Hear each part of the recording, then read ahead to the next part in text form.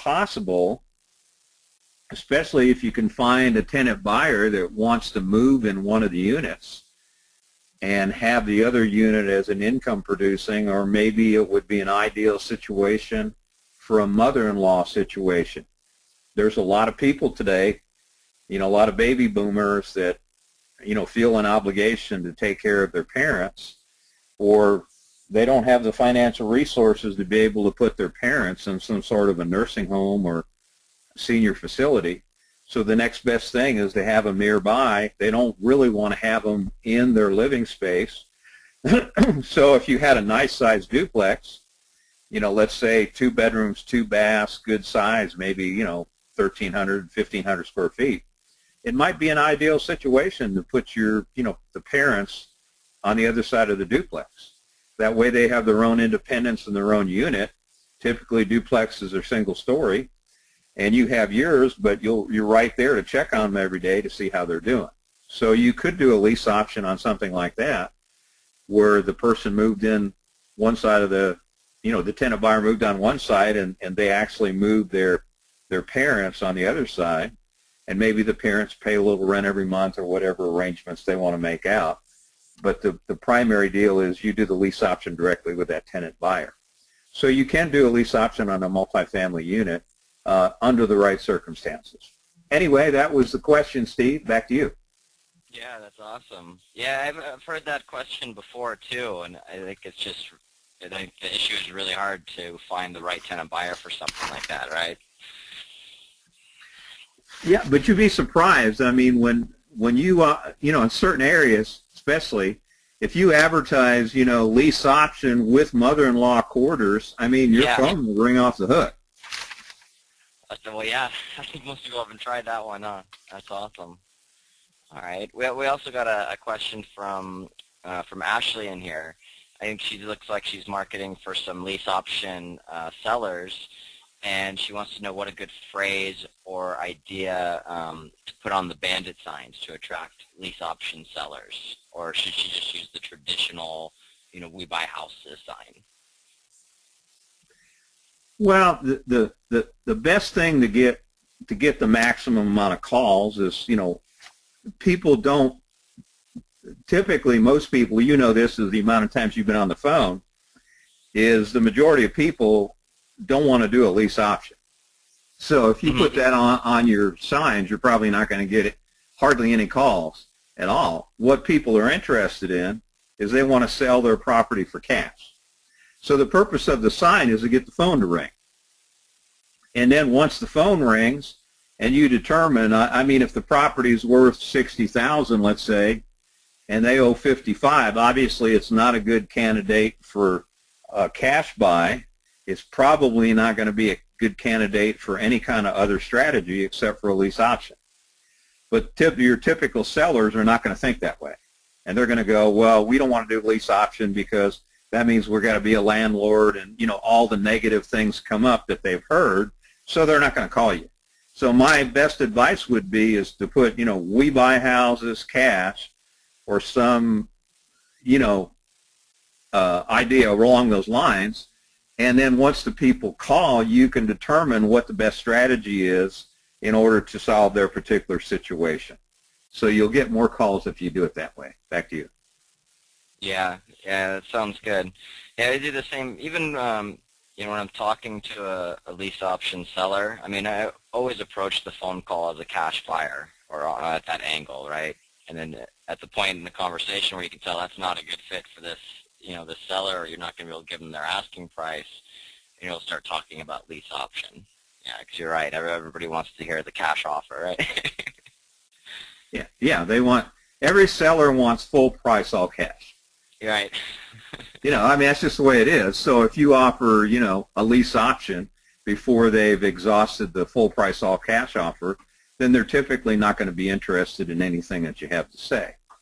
So you have to go through the process. You have to, build a rapport, find out the property information, get an idea, why they're selling, take the temperature on their motivation and things like that. And then, you slide that in and say, well, because of what you owe, Mr. or Mrs. Seller, you owe $85,000 on a $90,000 property, it's really not going to be a property that's going to fit for us under our cash strategy. Would you consider, if we're able to get close to your asking price, would you consider leasing the property now and having us, buy it later in a year or two? Is that something that you might consider? So you've already gone through the process, the whole screening process. You've built rapport. You find out what their circumstances are. And now that's when you present that option to them, and the chances are they're going to be a lot more amenable to that type of solution than if you come out, out of the gate at them with that strategy.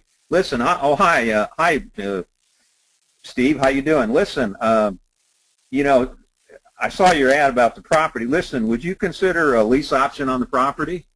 And your answer in most cases is going to be no, because I really haven't earned the right to ask that question yet. Haven't spent enough time with them, haven't really found out what their circumstances are and find out the best solution for them. And then, once I do that, then at the end, I sort of hit them with the lease option or the owner financing strategy. And is that something that they might consider? At that point, they might be a little bit more open to considering that. Once they've got to know you a little bit, you talk to them 3 to 5 minutes, and now they might be a little bit more open to that solution. Back to you, Steve.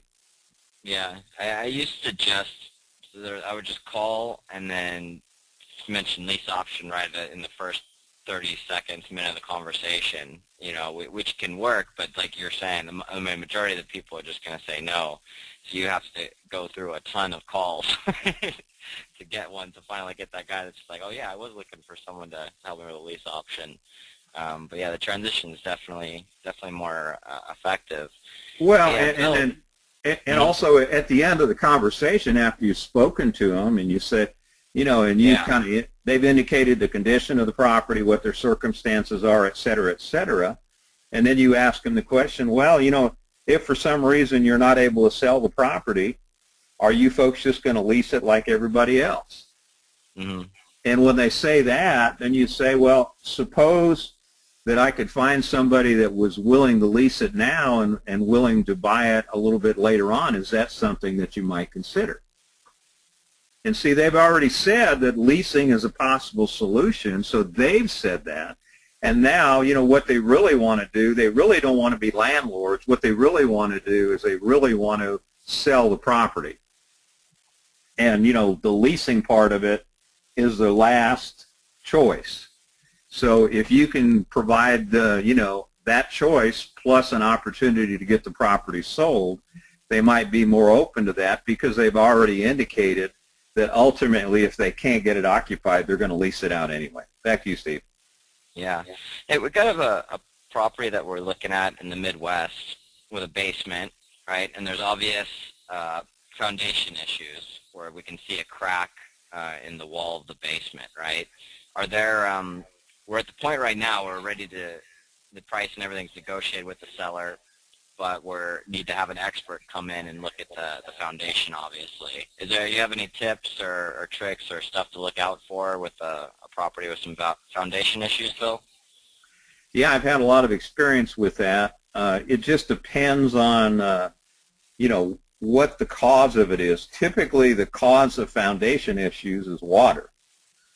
Yeah. And so the first thing to make sure of is, that you solve the water problem. What happens is sometimes houses or properties don't have downspouts, and the water falls down the side of the building and then ultimately destroys the subbase because the water gets down into the foundation. Or they do have downspouts, but the downspouts are literally pouring the water against the building or against the house.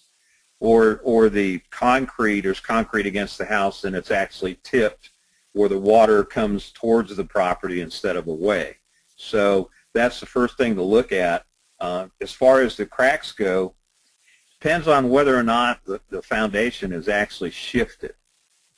If it's just a crack and the foundation's still intact, once you solve the water problems, usually you can grind that out and fill it in, and that will solve the problem. But yeah, you definitely, when you start seeing cracks and it looks like there might be some wall or foundation movement, you definitely need to get the opinion of a foundation specialist and see what that's going to entail, because usually the minimum repair on any kind of foundation is $5,000. They usually start there and go up. And if they've got to go in and, like in our area, when you solve a foundation problem, they have to actually dig down all around the outside of the house, way underneath the foundation to the bedrock, and they have to put these posts underneath the foundation on the whole section of the house that is shifted. So, the foundation stabilizes. In some cases, they have to jack it up a little bit and level things out. And then they come in with a big bunch of concrete, usually, with a concrete hose, and fill that all in. And sometimes they do work on the inside as well to solidify all that. And then they cover it all back up and then fill in any cracks that are on the inside or the outside of the building. But something like that's going to cost you somewhere between $15,000 and $20,000 or more, depending on what the situation actually is. So yeah, you've got to have an expert take a look at it if it's serious enough and get an opinion. And then also one other tip, Steve, is if somebody does the work, they need to make sure that the warranty is going to be transferable to the ultimate owner-occupant. Oh. That's one of the things that I learned is we did one, must be about 6 or 7 years ago. It was a great big one. And that's one of the things I negotiated as part of the deal. As I said, you must put a clause in there where this thing is assignable to the homeowner. And it's a good thing I did that, because that was a major issue of the homeowner, because we had to disclose to the homeowner that we had this problem, and we had the documentation. We had an engineer look at it, foundation company look at it, we had the warranty, and it was assignable. So because we had all that paperwork, and I kept copies of all the drawings and documents and was able to transfer all that to the new homeowner, they looked at it all, they saw that the warranty was going to be transferable into their name, which is what we did, and so they were satisfied that that problem was solved, so that didn't become a detriment to the value of the property or a detriment to our ability to sell it, because they were satisfied that that problem was solved. In fact, really, the foundation was stronger than it originally was when the house was built. So that's really important, that if whoever does that kind of work makes sure the warranty is transferable to the ultimate owner-occupant or the ultimate landlord that's going to be buying that property and keeping it. Back to you. Awesome. Yeah, it sounds good. Actually, we got another, let's see, we got Stephen asking, do you have any national lenders for pre-qual for the tenant buyers? It depends on the area. Depends on the area. Yeah, it depends on the area. We had one guy that spoke when we were doing the calls with Joe McCall. We had one guy that was kind of a national lender. But you're better served to find a local lender. You really are. What you want to do is you want to pre-screen some local mortgage brokers, and the ones that seem open and interested, then you want to go ahead and maybe meet with them personally in their office or take them out to lunch and explain to them exactly what you're trying to do, and bring your paperwork with you and say what you're trying to do is pre-screen your tenant buyers. You want to know if they have an in-house credit repair system, or do they have a credit repair company that they recommend locally that they use. In other words, you want to find somebody that specializes in working with first-time home buyers and credit-challenged buyers. And they have first-time home buyer programs. That's who we found in our area. I mean, we got a guy that's probably 70% of his business is first-time home buyers. And first-time home buyers typically have problems with their credit. Sometimes major, sometimes minor, but so they figured out in order for that mortgage company to survive, they had to create an in-house credit repair program and they actually came up with a business plan for buyers to show them exactly what they need to do in order to get qualified for a mortgage based on their own personal circumstances. And so he gives them a plan of action. You know, you need to do this, this, this, this, and this to get those late pays off your credit. And, you know, it's going to take you about 6 months to do that. And if you follow this plan, check in with me from time to time, you know, we can get you qualified in the next 6 months to a year or whatever it is. And so that's really what they need to find. So check with realtors, check with their local real estate investors association, and find out which mortgage brokers that people recommend to do business with. I can assure you realtors know who the best mortgage brokers in town are because their commissions are dependent on closing deals. If the deal doesn't close, the realtors don't get paid, so they know who all the players are and who the people are that get the job done. And so that's what you want to do. Find a local lender. That's your best solution. If you're looking for a national lender, I need to know the area that you're in, and I could probably make a recommendation to that lender that was originally on one of our calls when we were doing it with Joe. He's out in Florida right now. Oh, in Florida? Oh, they should be able to find a mortgage broker in Florida. My goodness. I'd recommend it. There might be one or two, huh? Yeah. Just about every area of Florida has a big-time real estate investors association. Oh, nice. You know, get a recommendation from somebody there or a local realtor. There's a lot of realtors that go to those meetings, and get some recommendations on who they use. I mean, you know, they'll. I mean, Florida is a real creative area. You know, even in advertising and Craigslist and newspaper, et cetera, you know, there'll be all kinds of mortgage brokers that are advertising saying, you know, we'll get your first-time home buyers qualified, or we'll get your buyers qualified. So I'd recommend that you stay in Florida on if I were in Florida, I'd find somebody local. Back to you. Nice. Awesome. Thank you, Bill. Okay. Let's see. If we don't have any other questions here, I think we'll dial in and make a couple calls. If anybody has a question, feel free to pop them in as I'm calling, and then we'll get to the questions as well. Sound good to you, Bill? Yeah, sounds good, man. Awesome. Try not to blow up the webinar here.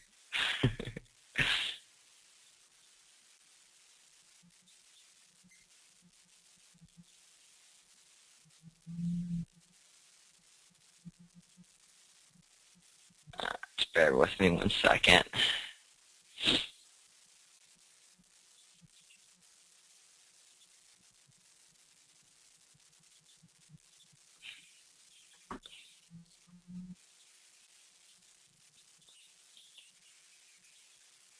All right, I think we got it here. Let me know if you can hear the ringtone. Hear that? Yeah, I can hear it.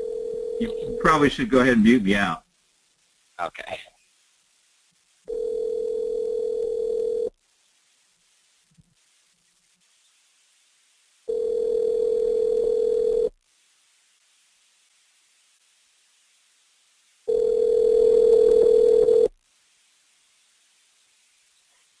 Your call has been forwarded to an automatic voice message system. 70229666968 is not available.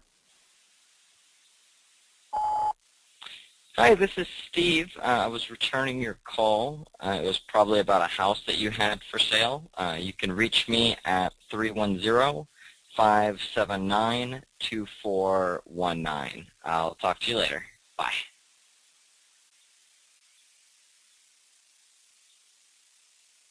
All right. Plug in my notes. We'll get on to the next one.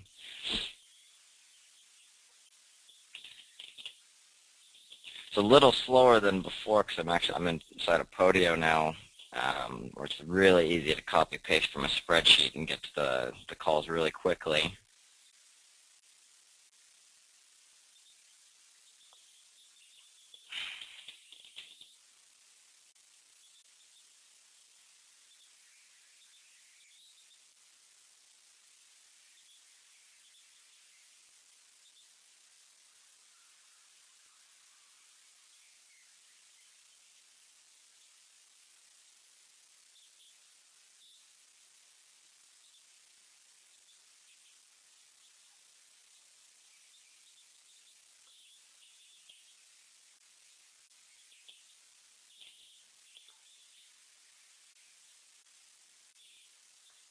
Yeah, Bill, I'm reporting.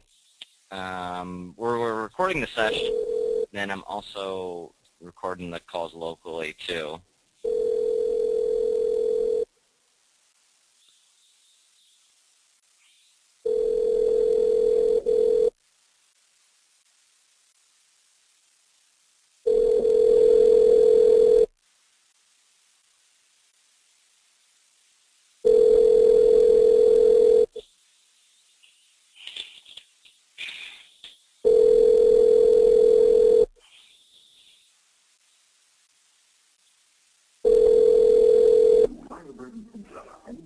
Hello.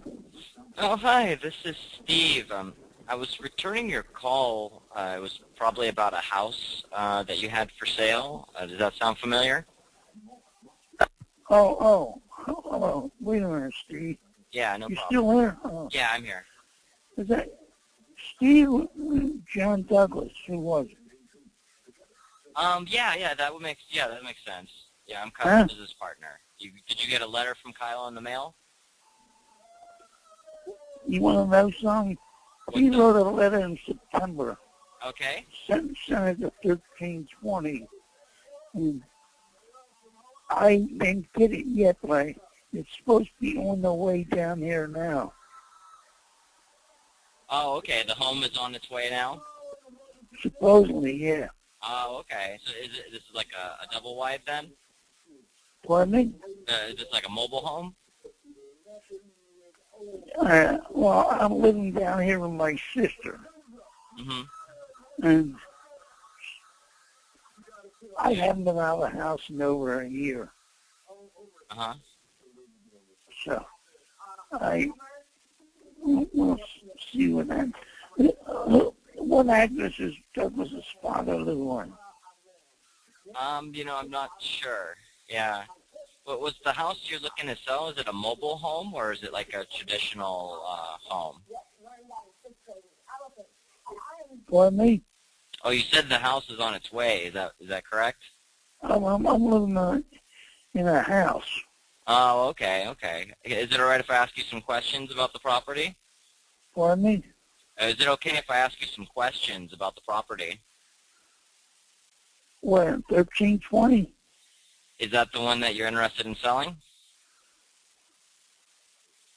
I don't know what property you're talking about. Oh, well, I just returned your call, so I really don't know what house, but I was looking to buy a property. Do you have a house you're interested in selling? I got a house in Philadelphia. Okay. What's the address? Oh, that's 13.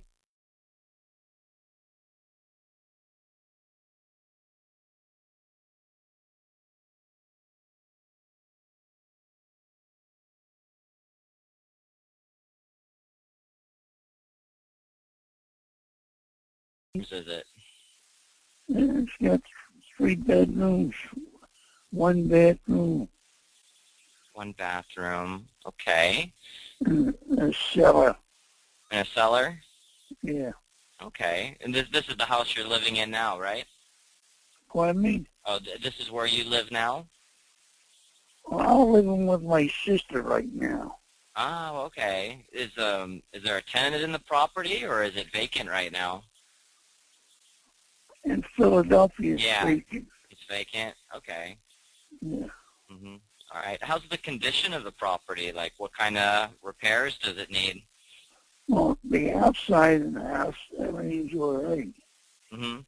I just had a new roof put on there about 5 years ago. Okay. And, and the windows are pretty good in the basement. I put glass windows in there, put blocks, so nobody'd be breaking in there. Mhm. Nice. And so it's pretty good. All right. How about like the kitchen and bath? Have they been updated or are they pretty much original? No, they haven't been updated. Mhm. Okay. No. All right. Sounds like a nice little house. Why would you even consider selling it? Well, I'm 85 years old. Oh, wow. I had a heart attack. I had a stroke. I've been in the hospital. I went in the hospital in March last year, and I didn't get out until May. Mm-hmm. So I'm not able to get around by myself. Yeah. Okay. That's the reason. Yeah. I Do, consider do you have an idea of what the property is worth? I just paid the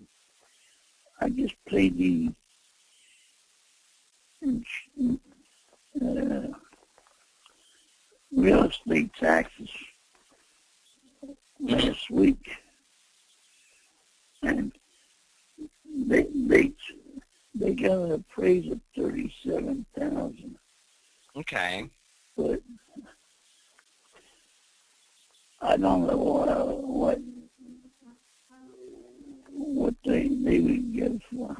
Right. You're a real estate man. Yeah, I'm an investor. I mean, we're looking for a property that we can either fix up or use as a rental. I'm not a real estate agent, though. I would be the one buying it. Yeah, I don't know how you got my number. I didn't call you. Oh, you probably called my business partner on a different line. That's why. Yeah, I don't think you called this number that I called you on here. I didn't call nobody and tell anybody about the property. Oh, okay. Yeah. There's one single guy Mm-hmm. lives in Allentown. His father lives on the same street of Turnbull Street. Mm-hmm. Okay. I thought he was interested in moving down here. I don't know. Oh, I see. I haven't talked to him. Right. How soon are you looking to sell the property? Well, I'm not actually no hurry, Mm-hmm. Okay, awesome. so I just wait and see what comes along. Yeah. Okay. Did you have an idea of, what you want for the property, or, if I made you a cash offer and took care of all the closing costs for you, what's the best price you'd be willing to sell it? Well,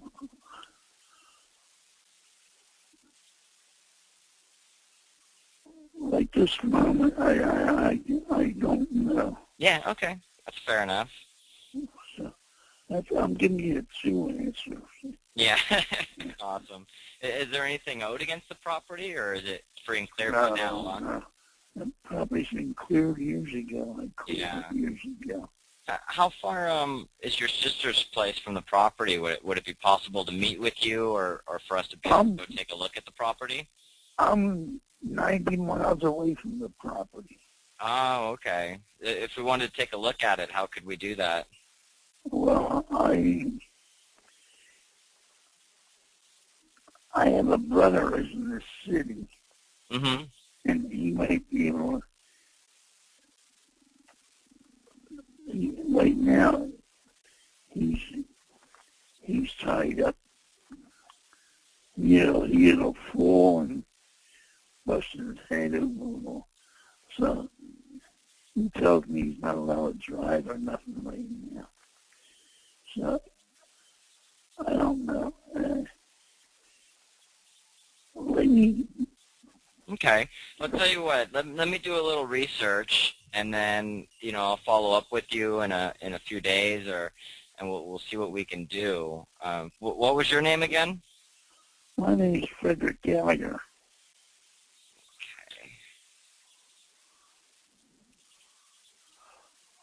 Okay. I've owned the property since 1949. Wow. Before that, I was born and raised in the house. So, there's nobody else lived in the house. Oh, wow. Family. Yeah, it seems like a really great house. Let me do a little research on my end, and then I'll get back with you, and we'll try and see how we can take a look at it later, or what we can do. Okay? Does that sound good? Good enough. All right, sounds good. Right. Thanks so much. I appreciate it. So,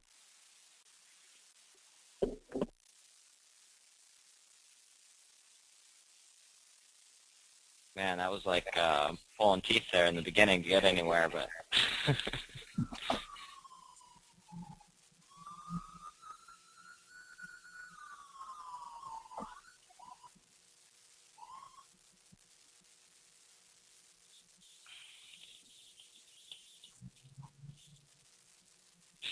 Set up. So I'm going to set myself a task to follow up here.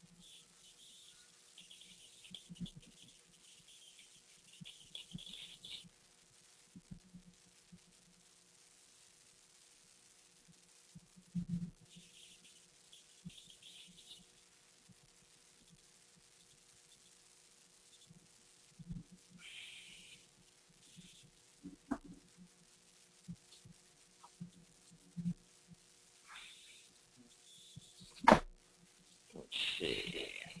I don't see any other questions popping up. Let me check. I think we were going to go to about 9:45 today. Since we actually got somebody on the phone, I think we'll just wrap up here instead of giving you guys a bunch of voicemails. We hit our LOA a little early. You got anything on your end, Bill? Anything pop up? No, I'm good. I'm good. I Awesome. think we addressed the questions, and what you might want to do is maybe get a baseline script of the questions. That's what we used to do. I don't know if you still want to do that, for this these sessions. Post it up, right? Is we can do that. Gil used to put a baseline script of the questions that you're going to ask up, as a base up on the screen. So anyway, just a suggestion. Yeah, it'll get better. No, that was it's a good session. I mean, yeah, definitely. No, that was a great call. I mean, he's an older gentleman, and obviously he wasn't easy to understand. I mean, but you did great. I mean, you got the information from him, and it could be a great lead. It's a property he's obviously not getting any income on. It's sitting vacant. It's probably been vacant for a while. It could have been vandalized or subject to that. So could be a great opportunity. I mean, sounds like the property's been abandoned. He wants out of it. And so those are exactly the kind of situations that we're looking for, where somebody no longer wants a property and they just want to get as much out of it as they possibly can and move on. Yeah, I agree. It sounds like a good one. Yeah, all right. Sounds good. Well, let's see. Checking the questions. I wasn't here yesterday. Was there a recording of yesterday's session? I'm probably, but that's Gil's department. But we did have a session yesterday, so most likely it was recorded. Check the Facebook group for any updates or postings there. Me and Bill will be back tomorrow, so we're going to hold the session tomorrow. We'll do the same thing. Any questions that pop up, we'll answer them, and then at the end we'll make a few seller calls as well. Sound good, Bill? All right, sounds good, Steve. All right. All right, have a great day, and I'll see you tomorrow morning. Yep, see you tomorrow, everybody.